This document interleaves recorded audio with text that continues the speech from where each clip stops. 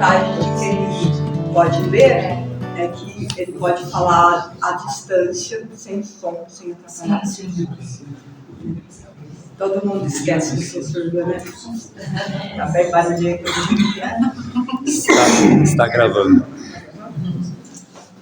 Bom dia a todos, sejam todos bem-vindos à nossa casa de amor, à nossa casa de paz, à nossa casa de luz. Antes de começarmos, e hoje nós vamos fazer um exercício de imaginação sobre o que seria o paraíso na Terra. Nós sabemos muito bem que a Terra não é um paraíso ainda, não é o Éden, não é uma escolha para vivermos felizes e para fazermos outros exercícios, e sim para que nós possamos expiar. O que é a expiação? É aquilo que a gente já fez, errou, fez de novo, errou outra vez e mais uma vez, e depois de 1 milhão de vezes, então a gente não tem escolha, tem que expiá-la com escolha ou sem escolha. E também é uma escola de provas. O que são as provas? A gente trabalha na erraticidade espiritual em prol de uma mudança em nós. E aí quando a gente acha que essa mudança que a gente já aprendeu, que está tudo certo, a gente vem provar se aprendeu. Aí chega aqui, a gente fica preocupado se tem uma ruga, se não escuta, né? Para quem não sabe, eu sou surda. Se a gente é alto, se é baixo, se é tampinho, se é gordo, se é magro, se perdeu o cabelo, se não perdeu o cabelo. E a prova que a gente ia fazer, a gente esquece. A gente esquece, aí volta e volta e volta até que um dia vira expiações. E com esse passo lento que nós vamos tendo, nós chegaremos um dia em regeneração. Então a Terra um dia entrará em regeneração. O que é a regeneração? De todas as pessoas que estão vivendo nela, já são mansos e pacíficos. Jesus falou sobre isso. Já são mansos e pacíficos e não estarão mais fazendo uma expiação, não estarão mais também fazendo uma prova de exercício, mas fazendo aprendizados novos. Os mundos regenerados também, segundo Santo Agostinho, para quem não souber do que eu estou falando, Evangelho segundo o Espiritismo, capítulo 3, fala das muitas moradas da casa do Pai. Então lá está todas as designações de moradas que Jesus trouxe para nós. E é desse paraíso que eu estou falando. A regeneração também é um mundo de convalescência, onde a gente, depois de estar exaurido das nossas expiações e provas, a gente tem uma pausa, um descanso, até se preparar para novos conhecimentos. Lembrando que quando o bem se equilibrou em nós, quando o bem estiver perfeito dentro de nós, nós não teremos mais medos de novos conhecimentos, medo de errar. Por enquanto, a gente tem muito medo de errar. E o erro na Terra, ele é conhecido como pecado. Todo mundo fala do pecado, porque a gente tem essa tradição cristã, lá da Bíblia, que desde o Velho Testamento, que é a história dos antepassados de Jesus, até o Novo Testamento, eles falam do pecado, eles falam do pecado original, eles falam do pecado por provas, do pecado por pecar, por escolhas. Então, o que é o pecado? O pecado é o desvio do alvo. A palavra pecado quer dizer desviei o alvo, errei o alvo, não acertei o alvo, não fiz o que eu pretendia. Então é isso que a gente está fazendo, refazendo caminhos, porque a gente erra o alvo, esquece daquilo que está fazendo, ok? Depois dessas explicações, vamos entender o que seria o paraíso. Vocês viram que está escrito Alcas ali na frente. O Alcas é o espírito amigo que trouxe essa mensagem. Ele assina com esse nome, Alcas. E ele veio explicar para nós o que era o paraíso aqui na Terra. Vamos lá, passou bonitinho.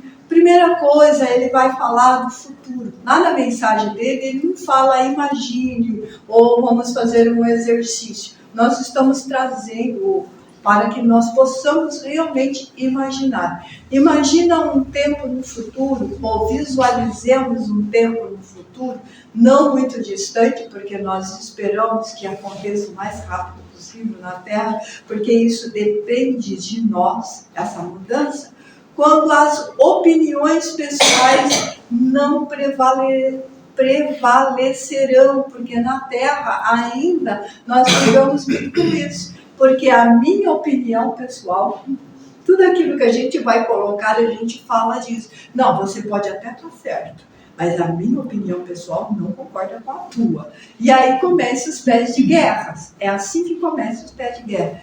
Quando o amor do Cristo unindo todos os seus povos, quando as nações não brigarão contra nações, contra irmãos não brigarão contra irmãos, quando famílias não brigarão contra os seus familiares, contra a sua família, unindo todas as gerações. Então você consegue falar do passado, do presente e do futuro no mesmo idioma, trazendo aí esse passado, presente e futuro, e isto é o que prevalecerá. Então, quando eu pensar no meu avô, no meu bisavô, no meu tataravô, eu não vou dizer assim que ele era um coronel, que ele mandava, que ele atirava sem descer do cavalo, é uma realidade, mas para hoje, que vivia brigando, que fazia guerra, que mantinham clãs separados, e a gente sabe que isso é uma realidade ainda no Brasil, porque como a maioria, eu acredito, que estão aqui, nasceram nos estados do sul ou sudoeste,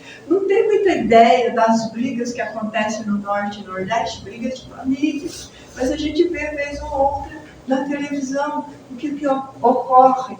Nós conseguimos implicar com o nosso vizinho, nós conseguimos implicar com o cachorro do vizinho porque está latindo, nós não temos essa harmonia de pensamento, nós não conseguimos ter ainda uma empatia com o outro, de saber o que o outro está sentindo, por que ele está passando por isso, por que a minha opinião pessoal, por que o meu desejo, por que a minha vontade tem que prevalecer na do outro. Então nós fazemos muito isso ainda. E isso, inclusive, nos relacionamentos. O GAZ, ele trata da sobriedade. GAZ quer dizer grupo de apoio à sobriedade física, mental e espiritual. Então nós estamos falando disso. O que seria um relacionamento perfeito? Como que nós teríamos um relacionamento perfeito, seja com o filho, seja com a esposa, seja com um amigo, seja com um vizinho? Eu sempre digo para as pessoas pensarem na mão para um relacionamento perfeito. Então, quando você vai pensar como que eu estou vivendo com meu marido, como eu estou vivendo com a minha esposa, com a minha namorada, com meu filho, com a minha amiga, eu tenho que pensar na minha mão, porque a mão nos diz como é o nosso relacionamento perfeito. Primeiro ponto, comunicação clara entre os dois. Se eles têm uma comunicação clara entre os dois, eles têm firmeza. A segunda coisa, confiança. Quando você confia um no outro, você tem firmeza. O terceiro ponto, respeito. Se você respeita o seu companheiro, se você respeita a sua companheira, tem firmeza um no outro. E aí a gente pula o dedo da união, onde simboliza a união através da aliança. A minha está aqui. A gente vai para o último ponto, que é a cumplicidade. Um casal, um filho, um amigo tem que ter cumplicidade, tem que ter companheirismo naquilo que eu estou pensando, naquilo que eu aceito. Quando a gente não tem uma comunicação clara, quando a gente não tem confiança, quando a gente não tem respeito, o dedo que simboliza a união não consegue se sustentar. Quando a gente pensa num relacionamento, a gente tem que sempre pensar na comunhão das duas mãos. Porque aqui uma mão está representando a mão do outro. Porque quando você vai fazer com ela, que é amiga, ela vai pôr a mão dela aqui. E ela vai conseguir fazer o movimento junto com você. E isso seria uma comunhão perfeita, um relacionamento perfeito. E nós não temos esse relacionamento perfeito ainda, por mais que nós desejamos. Imagine um tempo quando os céus se abrirão e os espíritos de outros orbes, eu coloquei orbes aqui, mas Jesus fala outras moradas, outras casas, de outros lugares, puderem trazer a palavra. Quando eles puderem, porque eles falam conosco. Eu disse que nós estamos falando de uma mensagem dos Espíritos, mas poucas pessoas acreditam nisso. Apesar de todo mundo dizer que acredita em Deus, todo mundo dizer que acredita no Espírito Santo de Deus. Mas quando o Espírito Santo de Deus vem conversar, será que existe mesmo? Será que é real? Será que a gente é vivo depois que a gente morreu do corpo físico? Porque a gente só perde o corpo físico. O Espírito nunca deixa de existir. E o Senhor da palavra, o mestre da palavra, o governador da palavra na terra, provou que após a morte do corpo físico, continua vivo, continua ativo e que pode se comunicar e se manter. E ainda assim, mesmo que a gente fala que é cristão, a gente tem dúvida. E ele provou isso, ele passou pela crucificação, ficou com os seus por 40 dias, voltou para a espiritualidade e depois disso ele reapareceu, ele ressurgiu várias vezes quando necessário. A mais famosas da intervenção do Cristo no homem é com Paulo. Paulo, que antes se chamava Saulo, que perseguia, que matava em nome de Deus, não em nome de Jesus, em nome de Deus, teve a intervenção direta de Jesus, depois que ele já tinha voltado para a espiritualidade. Saulo, Saulo, por que me persegues? Saulo cai por terra, a gente diz, caiu do cavalo, né? Cai por terra, diante da luz de Jesus, completamente cego, formou cataratas imediatamente. O que a gente faz se a gente olhar para o sol? O que acontece conosco? Vai formar uma catarata, vai formar uma cegueira. E ele se levanta do escombro de si mesmo, sem hesitação. Senhor, o que queres que eu te faça? E a partir daí se transformou em Paulo. A gente tem tudo aí na maior finesse, sem fazer a gente cair do cavalo, sem dar catarata em nossos olhos, mas a gente continua duvidando. Na terra são chamados de fraternidade branca ou qualquer outra coisa, mas quase sempre é um engano. Então o que a gente chama? Por que a gente chama esses espíritos de luz? Espíritos de luz, espíritos superiores, fraternidade branca, Espírito Santo de Deus, santos, e no catolicismo chamam eles de santos. Então nós temos vários nomes para esses espíritos, mas quase sempre se mantém no engano. Na verdade, eles são espíritos que no mundo em que habita estão encarnados como nós estamos encarnados aqui. Eles vêm trazer a mensagem. Então, quando ele faz essa mensagem, ele faz uma mensagem telepática, uma mensagem à distância, ou muitas vezes eles viajam em desdobramento. E nós fazemos a mesma coisa, tá? Então, quando a gente, eu quero aprender a desdobrar, venha para o curso da casa. O ano que vem, logo após carnaval, começa a iniciação, venha aprender, porque depois a gente ensina vocês a desdobrarem e fazerem as mesmas viagens. Mas por que você não pode ensinar sem curso? Não dá, tem toda uma técnica, tem toda uma evolução, então tem que ter uma técnica, tem que ter um curso. Imagine que a forma de encarnação é muito diferente da nossa, da que nós vivemos. Por quê? Porque eles estão em outros mundos diferentes. Não porque eles têm uma estrutura diferente da nossa. Eu já quero falar sobre isso. Então, eu tenho algumas pessoas que acreditam em vidas em outras moradas, mas eles colocam o Espírito de Deus que fez o homem. Façamos, lá na Gênesis bíblica, no Velho Testamento, ele conversando com Jesus, porque as pessoas leem, não prestam atenção que Deus está falando no plural. Façamos o homem a nossa imagem e semelhança. Com quem que Deus estava falando? Com alguém bem ao seu nível de entendimento, e criou o Espírito, a sua imagem e semelhança. Façamos o homem a sua imagem e semelhança. Lá no Novo Testamento, João vai esclarecer com quem Jesus falava, ou com quem Deus falava, desculpa, não é Jesus, com quem Deus conversava quando criou o Espírito. E no princípio era o Verbo, e o Verbo estava com o Pai, e o Verbo se fez carne para ensinar todas as coisas. Quem estava com o Pai? Jesus. Porque Jesus é o governador da terra, é Ele que administra a terra, Ele é o Senhor da palavra na terra.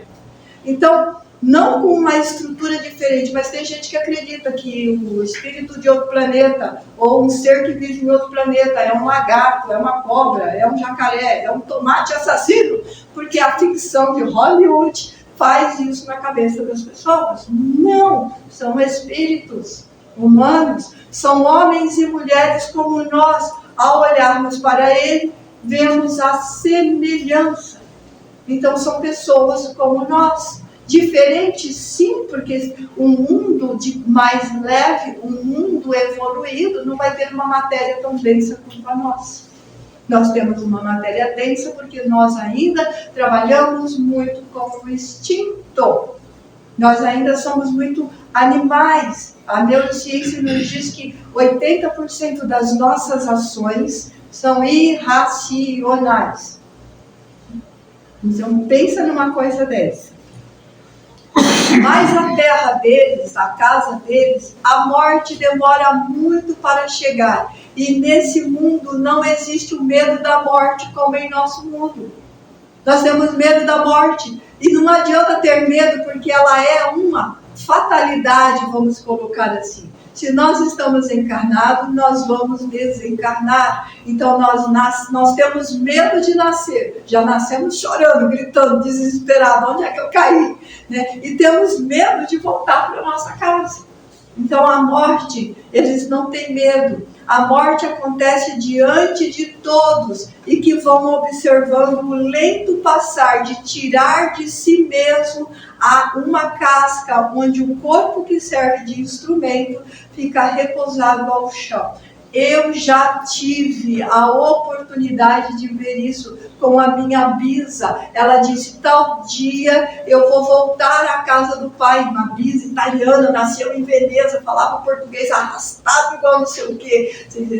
Tal dia eu vou voltar para a casa do pai. Eu desejo que aqueles que me amem estejam ao meu redor. Então no dia que ela falou que ia desencarnar, ela estava todo lá. E os netos juntos, e os bisnetos mais próximos ainda, ali querendo ver, e ela, 99 anos, deitadinha, linda, maravilhosa, com seu avental, com um rosário, rezando em italiano, Ana, uma coisa assim, e a gente de volta olhando. E ela foi dizendo, eu estou partindo. E a gente olhando ali, eu com os meus olhos de vidência olhando. Nossa, a Bisa já está metade fora do corpo. Nossa, a Bisa sim, a Bisa sabe. Quando ela terminou, ela fez um agradecimento, uma reverência ao seu corpo. E se despediu da gente com um beijo em cada face. E eu tive que descrever para todo mundo. E eu era uma piazinha de nada, descrevendo o que estava acontecendo. Foi a coisa mais linda da minha vida. A partir daquele instante, a morte para mim passou a ser a coisa mais bela que existe na Terra. Bem, eu tinha evidência. Quem não tem evidência se apavora. Então tudo bem, fica tranquilo, fique em paz. É assim que acontece. Entendeu? E o nome dela é Maria Alba. Muito tempo depois, quando eu estava num processo muito dolorido, e eu tenho uma doença muito dolorida, que eu trouxe para aprender, para ficar em paz, para ficar linda, maravilhosa, conversando com vocês. Ela veio, eu estava num dia de choro, assim, e tinha uma porta na minha casa, aquelas portas antigas, que tinha aqueles ganchos, assim, tinha uma porta de vidro e tinha uns ganchos, assim.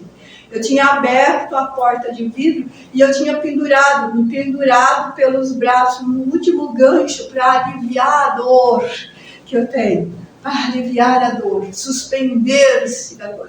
E ela chegou e entrou e disse, minha neta, minha linda, minha filha, desça daí, vem aqui, vá para a tua cama que eu vou te auxiliar a dormir e essa dor vai passar.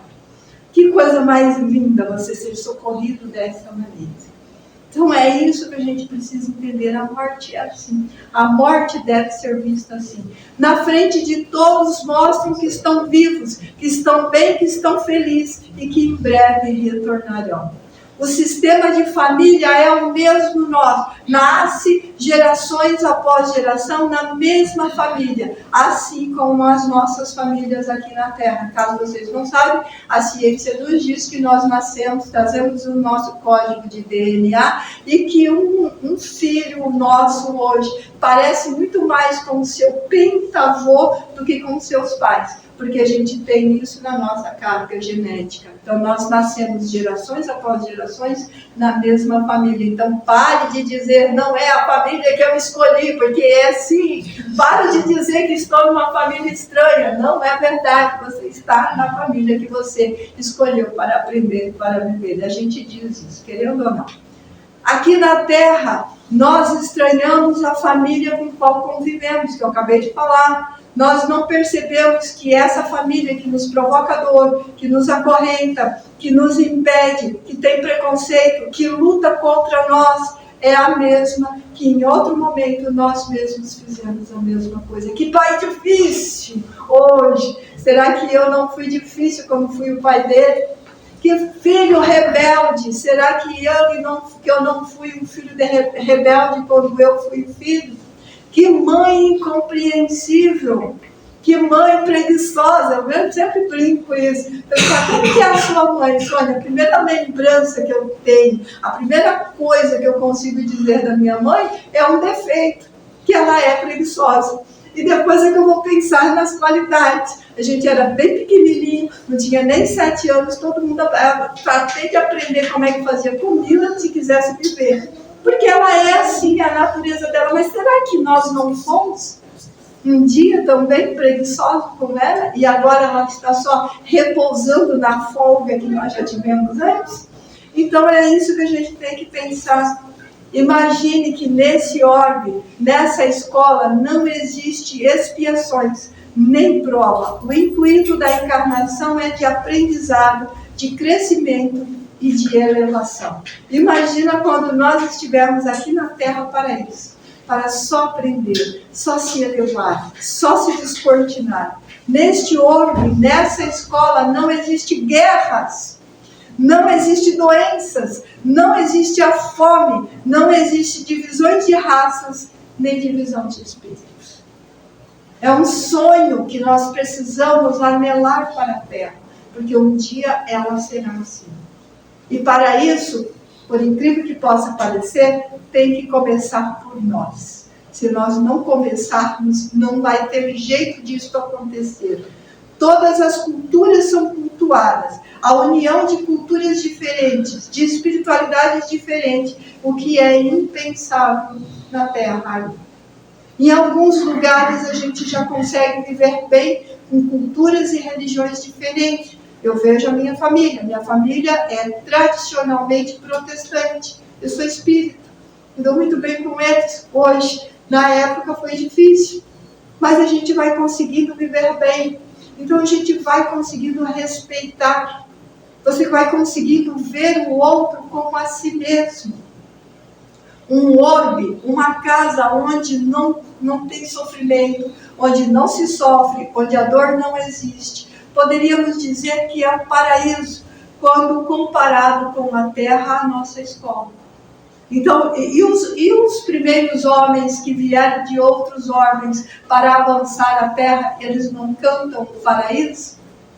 O que nós lemos lá na Bíblia? O Éden perdido. Por que eles comentam do Éden perdido? Porque eles vieram de outros orbes, porque estavam insistindo em permanecer no mal. E a Terra precisava de auxílio. E Jesus promete para eles que vai auxiliar. Lá no Velho Testamento nós vamos ver o erro do homem e a promessa de que o Salvador viria em carne para auxiliar isso. Então está escrito lá, mas a gente tem dificuldade de ler, tem dificuldade de interpretar, tem dificuldade de entender. Esse mesmo paraíso é mesmo paraíso, mas nesse paraíso ainda há muito que aprender. Os seus habitantes estão muito distantes dos guias, que aqui são chamados de crísticos. O título de Jesus é Jesus, o Cristo. O primeiro nome de Jesus é Emanuel, para quem não sabe. E o segundo nome é Jesus, Yeshua, e o terceiro nome, o título, o Cristo. Aonde que está escrito que Jesus é Emanuel? No Velho Testamento, Isaías dá esse nome lá no capítulo 3º, e no Novo Testamento, Mateus dá o nome dele, quando ele vai anunciar qual é o Espírito que vai nascer. Emanuel quer dizer Deus conosco, Deus em nós, Deus dentro de nós, caso ele não consiga saber qual é a interpretação. Todos trabalham para o esforço pessoal e o esforço do outro. Aqui na Terra ainda não existe isso. Nós puxamos o tapete um do outro. Colega de trabalho concorre-se duramente e puxa o tapete. Se eu puder puxar o tapete, eu puxo. Trabalhamos quase o tempo todo usando da corrupção e gostamos de dizer que o nosso governo é que é corrupto. Tem uma frase que diz: todo mundo tem um governo que merece, porque você vai pôr lá a representação de si mesmo. Então, quando for falar que o governo é muito corrupto, dá uma verificada em si mesmo se não está trabalhando com a corrupção também. Quando nós enganamos um colega, quando nós desrespeitamos o nosso companheiro, quando nós não falamos do que fizemos com o nosso dinheiro, quando nós protelamos o aprendizado, nós estamos sendo corruptos também. Cada um quer vencer essa corrida e vencer sozinho. Só ele quer ficar no pódio. E Paulo ensina aos coríntios que todos nós temos que correr como vencedores. E que todos, sem exceção, passam a faixa dos vencedores. Mas a gente ainda não aprendeu isso. Quer ficar no pódio número 1, só eu, medalha de ouro, só minha, mais ninguém. Não é assim na vida. Medalha de ouro é para todos, né? Por causa disso tropeça e cai, por causa disso sofre. Nesse paraíso não se apegam à matéria, porque ela é um instrumento de aprendizado. A matéria é bem menos densa do que a nossa. Então nós nos apegamos muito à nossa casa, o nosso carro, o meu estudo, o minha pós-doutorado, a minha roupa, o meu sapato, a minha bolsa tem que custar 3 mil, porque daí eu posso desfilar na frente do meu companheiro e dizer: eu posso, você não pode.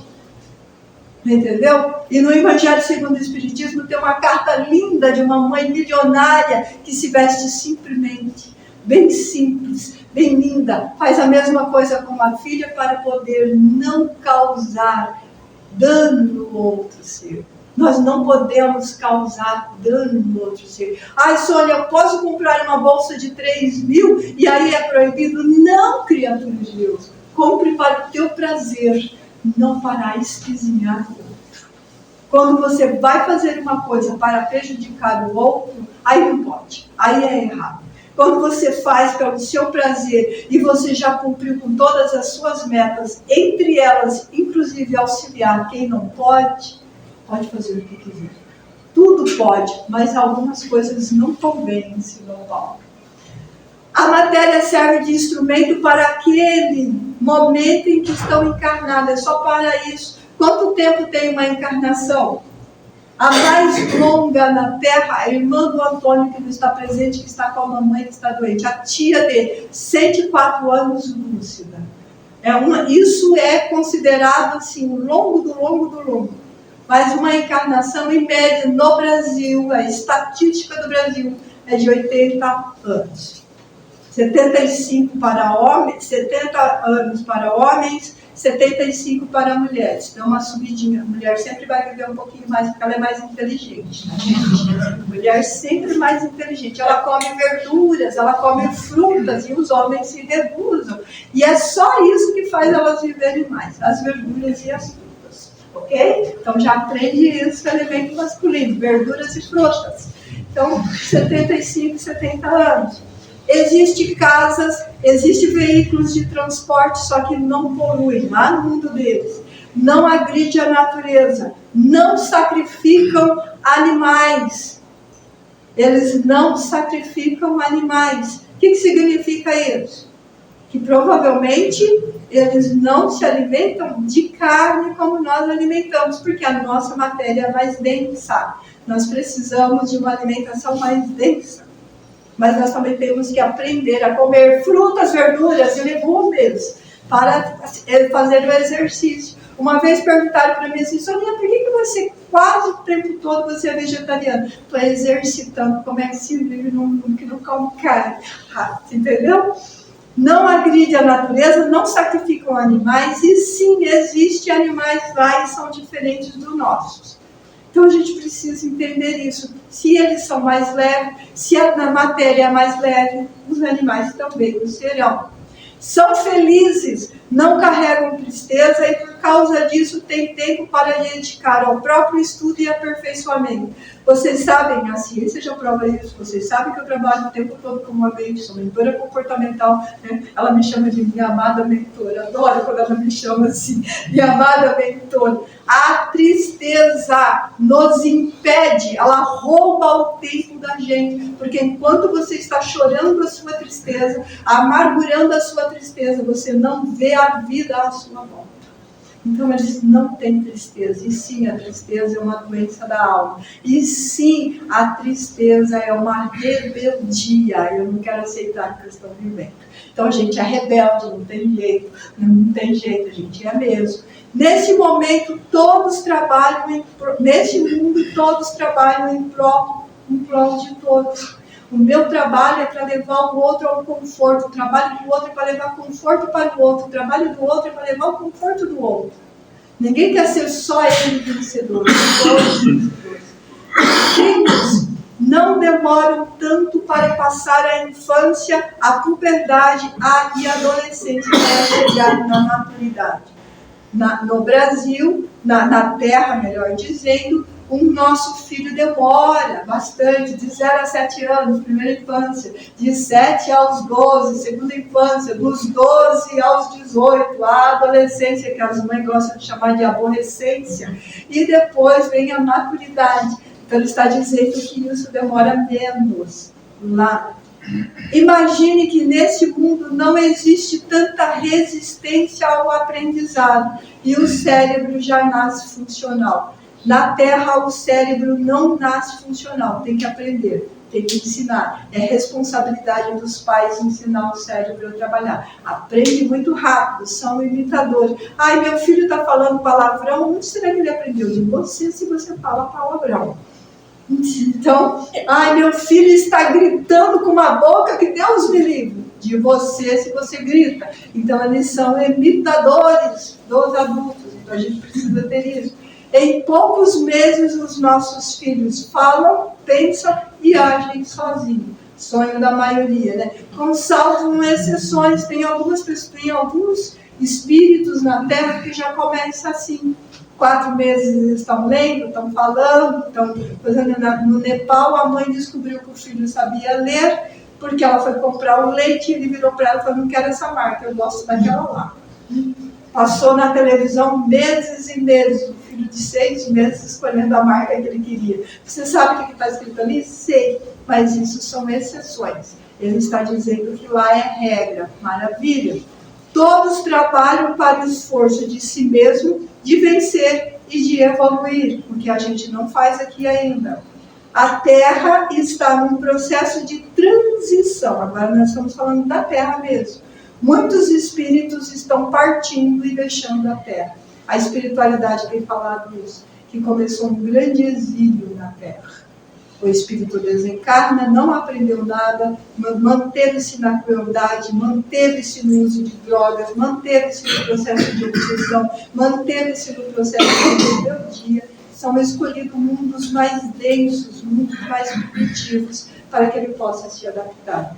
Ninguém é descartado no reino de Deus, mas ele pode ir para lugares que têm plantos e ranger de dentes. Já ensinou Jesus, mas a gente não leva isso em consideração. Então a gente precisa tomar cuidado. A gente acha que aqui a gente planteia, nós já somos expiações e nós já somos provas. Eles vão contar aos seus filhos do Éden, o paraíso, assim como outrora os nossos antepassados contou, do paraíso que eles perderam. Num lugar onde não havia morte, não havia dor, e vivia-se longo tempo. Nós aprendemos com eles, eles vão ensinar em outros lugares. Esses espíritos têm nos auxiliado, vez por outra é permitido que nos falem. O Alcas, ele não vem todo dia, toda hora, ele não traz mensagem todo dia, toda hora. Vez ou outra é permitido. A terra ainda terá um longo caminho para a sua verdadeira regeneração.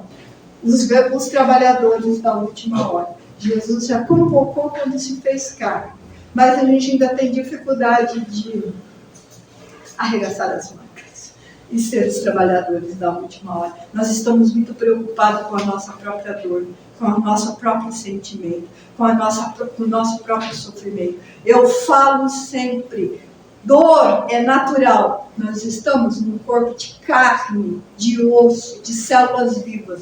Sofrimento é escolha. Sofrimento é escolha. A gente precisa parar de escolher o sofrimento. A verdadeira regeneração, mas os trabalhadores da última hora. Esses espíritos estão sendo convocados há muito tempo por Jesus para trabalhar na terra. Há muito tempo que nós estamos sendo chamados. 2023 anos. 2023 anos, todos os dias ele bate na porta do nosso coração. Quer trabalhar para mim? Quer ser meu discípulo de verdade? Quer ser o ser que eu quero que você seja? Quer beber da minha água, que você nunca mais terá sede? Quer viver em mim para que a morte não se faça em você?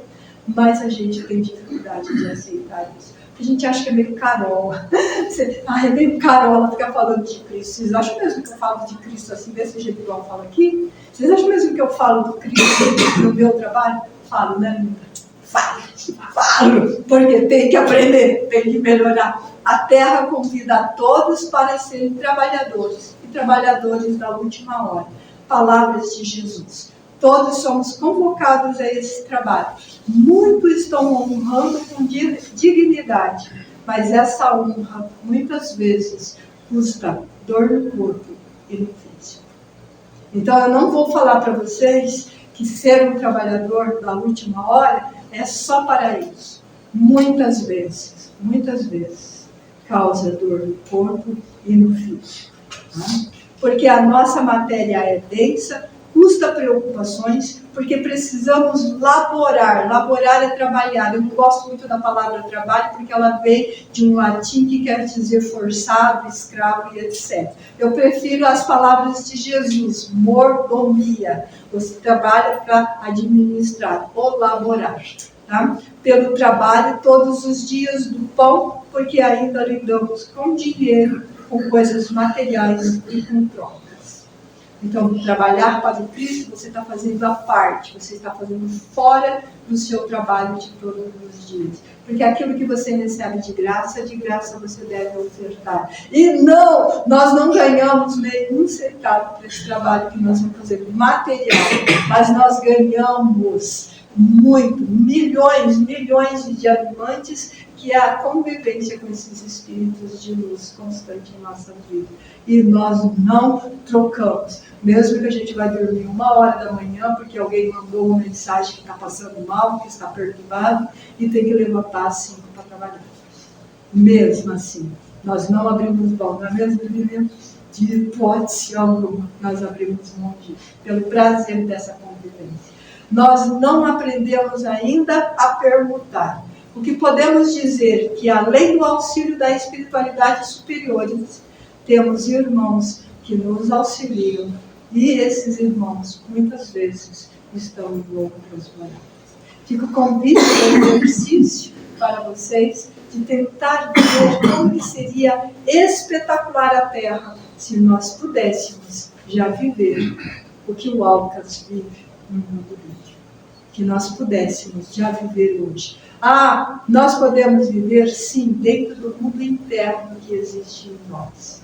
Dentro da nossa maneira de trabalhar, olhar para o outro vendo um irmão, vendo um amigo, vendo um companheiro. Que o meu sucesso represente o sucesso dele, que a minha paz represente a paz dele, que a minha felicidade represente a felicidade dele.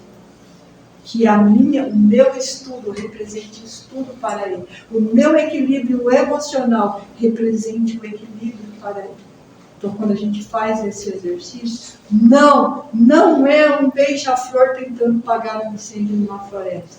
É cada um de nós fazendo a nossa parte, fazendo aquilo que nos cabe. Fica o convite a todos. Eu quero fazer curso, eu quero entrar na mocidade, que a casa tem mocidade, eu quero fazer alguma coisa. O Adilson fica o tempo todo aqui fora para receber aquilo que vocês desejam falar, para receber a sua voz, o seu pedido. Estejam todos tranquilos, aguardem. Nós pedimos que não conversem, que se mantenham dentro daquilo que nós estamos ensinando, dentro daquilo que a gente conversou, para que lá na sala de paz possa receber aquilo que vocês vieram buscar. Cura física, mental e espiritual. Certo?